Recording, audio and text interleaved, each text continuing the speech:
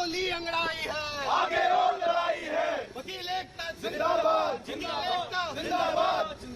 14 साल कार्यकाल, वकीलों का हाल बेहाल, पीसीआई चेयरमैन इस्तीफा दो, इस्तीफा दो इस्तीफा दो, पीसीआई चेयरमैन साहब इस्तीफा दो, इस्तीफा दो इस्तीफा दो, पीसीआई चेयरमैन साहब इस्तीफा दो। इस्तीफा दो इस्तीफा दो। बार काउंसिल ऑफ इंडिया जो भारत की सबसे एपेक्स बॉडी है, जो सारे स्टेट बार काउंसिल को रेगुलेट करती है, सुपीरियर बॉडी जिसके पास सारे राइट्स हैं, पावर्स हैं, अधिकार हैं एडवोकेट्स को लेकर के, लीगल एजुकेशन में रिफॉर्म्स को लेकर के, और रजिस्ट्रेशन एडवोकेट्स का नॉन रजिस्ट्रेशन, और ये जो स्टेटमेंट थी कितने 30-45-50% जो फॉर्ज एडवोकेट कंट्री में है, तो ये सारे इनके ऊपर रेगुलेशंस का जो पावर है वो बार काउंसिल ऑफ इंडिया का चेयरमैन का है।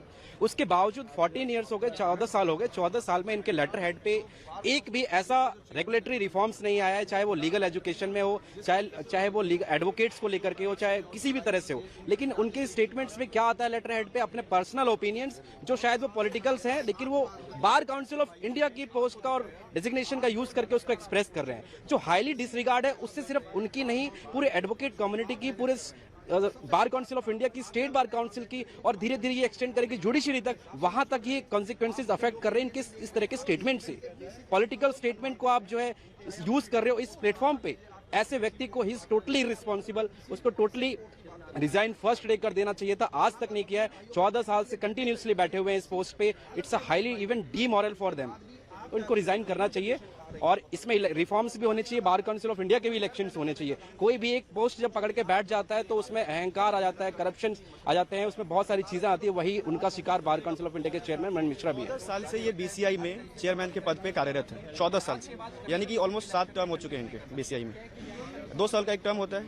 14 साल में अगर आप इनसे पूछेंगे, जाके आप कभी पूछिएगा, इनके एक अचीवमेंट नहीं बता पाएंगे। ये एक अचीवमेंट जो वकीलों के वेलफेयर के लिए, जो स्टूडेंट्स के वेलफेयर के लिए किया है, इनकी अचीवमेंट्स अगर पूछिएगा तो इन्होंने खुद ही कई बार बताया है कि इनकी क्या अचीवमेंट्स हैं।